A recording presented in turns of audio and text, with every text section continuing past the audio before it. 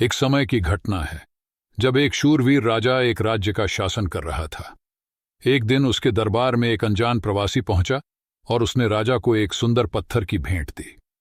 राजा ने उस पत्थर को देखकर बहुत प्रसन्नता व्यक्त की और इसे भगवान विष्णु की मूर्ति बनाने का निर्णय किया, जिसे उसने अपने राज्य के मंदिर में स्थापित करने का आदेश दिया। मूर्ति का निर्माण कार्य महामंत्री को सौंपा गया। महामंत्री गांव के श्रेष्ठ मूर्तिकार के पास गया और उसे बताया, महाराज चाहते हैं कि भगवान विष्णु की मूर्ति को स्थापित किया जाए। 7 दिनों के भीतर इस पत्थर से मूर्ति बनाकर राजमहल में पहुंचा देना।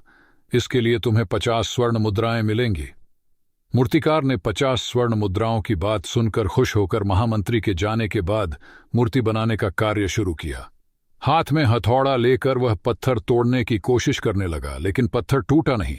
50 बार प्रयास करने के बाद मूर्तिकार ने अंतिम प्रयास के लिए हथौड़ा उठाया, लेकिन इस बार उसने हथौड़े को उठाने से पहले हाथ वापस खींच लिया। उसने महामंत्री को बताया कि इस पत्थर को तोड़ना असंभव है और इससे भगवान विष्णु की मूर्ति नहीं बन सकती। महामंत्री को राजा के आदेशों का पालन करना था, इसलिए उसने मूर्तिकार को आमतौर पर मूर्ति बनाने का कार्य सौंप दिया।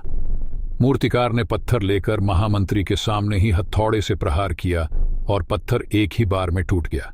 इसके बाद मूर्तिकार ने मूर्ति बनाने का कार्य शुरू किया।